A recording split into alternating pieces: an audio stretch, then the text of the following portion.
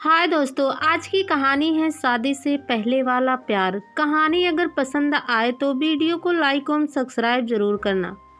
Cafe coffee day में पहुंचकर सौम्या, नीतू और मिताली कॉफ़ी और स्नैक का ऑर्डर देकर आराम से बैठ गई। नीतू ने सौम्या को टोका, आज तेरा मूड कुछ खराब लग रहा है। शॉपिंग भी तूने बुझे मन से की, पति से झगड़ा हुआ है क्या? नहीं यार छोड़, घर से निकलकर भी क्या घर के ही झमेलों में पड़े रहना। कोई और बात कर, मेरा मूड ठीक है। ऐसा तो है नहीं कि तेरा खराब मूड हमें पता ना चले। हमेशा खुश रहने वाली हमारी सहेली को क्या चिंता सता रही है, बता दे, मन हल्का हो जाएगा। मिताली बोली। सौम्या ने फिर टालने की कोशिश की, लेकिन उसकी दोनों सहेलियां ने पीछा नहीं छोड़ा। तीनों पक्की सहेलियां थी। शॉपिंग के बाद कॉफ़ी पीने आई थी।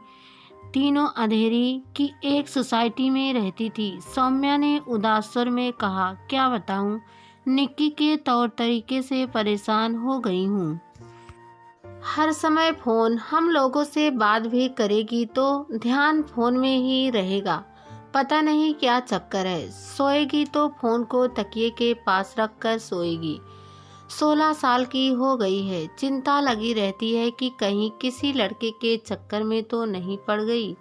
अरे, इस बात ने तो मेरी भी नींद उड़ाई हुई है। सोनू का भी यही हाल है। टोकती हूँ तो कहता है कि मैं बड़ा हो गया हूँ। बताओ, वह भी तो 16 साल का ही हुआ है। कैसे छोड़ दूँ उसकी चिंता? कितना समझाया। हर समय मैसेज में ध्यान रहेगा तो पढ़ेगा कब? पता नहीं क्या होगा इन बच्चों का, नीतू बोली। तभी वेटर कॉफी और स्नैक रख गया। कॉफी का एक घूंट पीकर नीतू मिताली से बोली, हमारा तो एक एक ही बच्चा है। तू तो पागल हो गई होगी 2 बच्चों की देख रेख करते। तेरी तानिया और यश भी तो इसी उम्र से गुजर रहे हैं। मिताली ने मुस्कुराते हुए कहा, हाँ, यश 16वां साल पूरा होने वाला है। तनिया उसे 2 ही साल छोटी है। दोनों पागल कर देते होंगे तुझे। मैं तो निक्की पर नजर रखते रखते थक गई हूँ। रात में कई बार उठकर चेक करती हूँ कि क्या कर रही है। पता नहीं इतनी रात तक क्या करती रहती है, कब सोती है। आजकल तो बच्चन जी की यह पंक्ति बार बार याद आती है कि कुछ अगोनी कर ही जाती है चढ़ती जवानी। सौम्या ने कहा। नीतू ठंडी सांस लेते हुए बोली, सोनू का तो फोन चेक भी नहीं कर सकती, लॉक लगाए रखता है। देख लो, अभी 16 से 16 साल के ही है ये बच्चे, और नाच नचा देते हैं माँ बाप को। मिताली के होठों पर मुस्कुराहट देखकर नीतू ने कहा, तू लगातार क्यों मुस्कुरा रही हो? क्या तू परेशान नहीं होती? परेशान? मैं नहीं, बिल्कुल नहीं। क्या कह रही हो मिताली? हाँ माय डियर फ्रेंड, मैं तो यश और तानिया के साथ मन ही मन 16वें साल में जी रही हूँ। मतलब दोनों एक साथ चौकी, मतलब यह कि बच्चों के साथ फिर से जी उठी हूँ। मैं बच्चों की हरकतें देखती हूँ तो मन ही मन 16वें साल की अपनी कारगुजारियाँ याद कर हंसती हूँ। सौम्या मुस्कुरा दी। मिताली ठीक कह रही है। अब हम माएँ बन गई हैं तो हमारा सोचने का ढंग कितना बदल गया है। माँ बनते ही हम अपनी साफ सुथरे चरित्र वाली माँ की छवि बनाने में लग जाती हैं।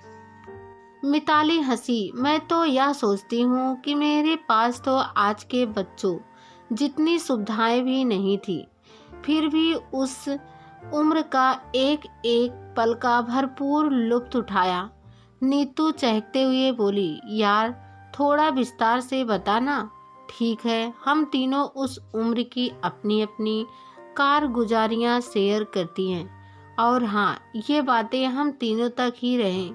थोड़ी देर रुककर मिताली ने बताना शुरू किया।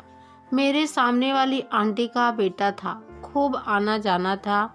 मम्मी घर पर ही रहती थी। जब वो बाहर जाती थी तो मैं घर पर अकेली होती थी।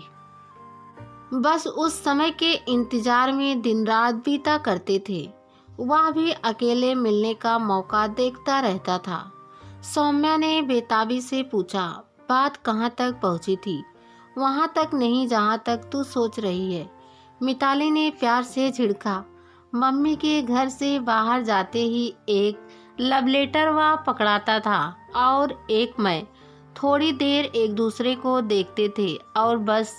उफ, जिस दिन मम्मी घर से बाहर नहीं जाती थी वह पूरा दिन बेचैनी में बीतता था। फिर क्या हुआ, शादी नहीं हुई उससे? सौम्या ने पूछा। मिताली हंसी। नहीं, जब पापा ने मेरा विवाह तय किया तब वह पढ़ ही रहा था। मैं उस समय उदास तो हुई थी, लेकिन शादी के बाद अपनी घर गृहस्थी में व्यस्त हो गई। पर बेटे यश के हाव भाव रंग ढंग देखकर अपनी पुरानी बातें जरूर याद कर लेती हूँ। फिर मुझे बच्चों पर गुस्सा नहीं आता। जानती हूँ एक उम्र है जो सबके जीवन में महत्वपूर्ण स्थान रखती है। बच्चों पर नज़र तो रखती हूँ, लेकिन उनकी रात दिन जासूसी नहीं करती। फिर नीतू से पूछा, तेरा क्या हाल था? सच बताऊं, तुम लोग हंसोगी तो नहीं? जल्दी बता, नहीं हंसेगी? सौम्या ने पूछा। मुझे तो उस उम्र में बहुत मज़ा आया था जब मैं स्कूल से साइकिल पर निकलती थी। स्कूल के बाहर ही एक लड़का मेरे इंतजार में रोज खड़ा रहता था। अपनी साइकिल पर मेरे पीछे पीछे हमारी गली तक आकर मुड़ जाता था। कड़ाके की ठंड, घना कोहरा और मेरे इंतजार में खड़ा वह लड़का आज भी कोहरे में उसका पीछे पीछे आना याद आ जाता है। फिर क्या हुआ? कुछ नहीं। 2 महीने तक साथ साथ आता रहा, फिर मुड़ जाता। मुझे बाद में पता चला उसका लड़कियों को पटाने का यही ढंग था। मैं अकेली नहीं थी जिसके पीछे वह साइकिल पर आता था। तब मैंने उसे देखना एकदम छोड़ दिया। कभी रास्ता बदल लेती, कभी किसी सहेली के साथ आती।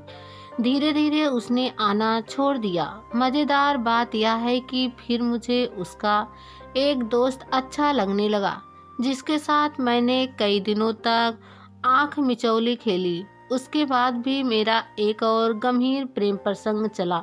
सौम्या हंस पड़ी। मतलब 16वां साल बड़ी हलचल मचा कर गया। 1 साल में 3 अफेयर। हाँ यार, तीसरा कुछ दिन टिका। फिर मेरी संजीवनी से शादी हो गई और फिर तीनों हंस दी। कॉफ़ी और स्नैक खत्म हो गए थे। तीनों को उठने का मन नहीं हो रहा था। फिर कॉफ़ी का ऑर्डर दे दिया। मिताली ने कहा, सौम्या चल अब तेरा नंबर है। सौम्या ने ठंडी सांस ली और फिर बोलना शुरू किया। अब सोच रही हूँ कि बहुत कुछ किया है उस उम्र में। शायद इसीलिए निक्की पर ज़्यादा पहरे लगाती हूँ। मैं आकर्षण था, प्यार था, जो भी था, मैं भी उस उम्र के एहसास से बच नहीं पाई थी। हाँ, प्यार ही तो समझती थी मैं उसे, जो मेरे और उसके बीच था। काफ़ी बड़ा था। से मेरी एक सहेली का रिश्तेदार था। जब भी आता मैं बहाने से उसके घर जाती। वह भी समझ गया था। बातें होने लगी। मैं उससे शादी करके सपने देखती। मेरी सहेली को अंदाजा नहीं हुआ। कभी कभी बाहर अकेले आते जाते बातें होने लगी। संस्कारों की दीवार, मर्यादा की लक्ष्मण रेखा, सब कुछ सलामत था। पर कुछ था जो बदल गया था और वह अच्छा लगता था। लेकिन जब एक दिन सहेली ने बातों बातों में बताया कि वह शादीशुदा है, तो मैं घर आकर खूब रोई थी। बड़ी मुश्किल से संभाला था खुद को। फिर सौम्या कुछ पल चुप रही और फिर जोर से हंस पड़ी। फिर मुझे 1 महीने बाद ही कोई और अच्छा लगने लगा। वेटर खाली कप उठाने आ गया था। सौम्या ने बिल मंगवाया। मिताली ने कहा, देखा, इसलिए मुझे अपने बच्चों पर गुस्सा नहीं आता। हम सब इस उम्र से गुजरी हैं।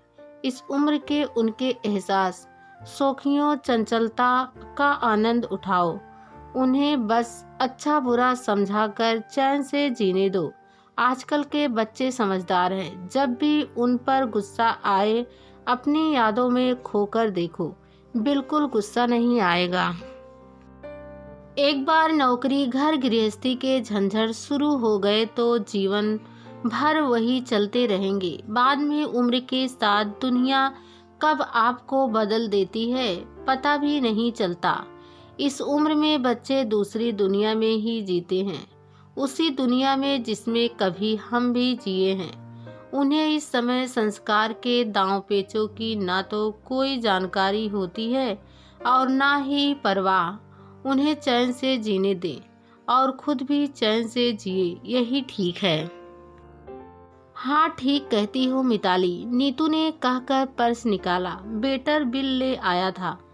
तीनों ने हमेशा की तरह बिल शेयर किया, फिर उठ गई। बाहर आकर सौम्या अपनी कार की ड्राइविंग सीट पर बैठ गई। मिताली और नीतू भी बैठ गई। तीनों चुप थीं, शायद अभी तक अपने अपने 16वें साल की कुछ कही कुछ अनकही कारगुजारियों में खोई हुई थी।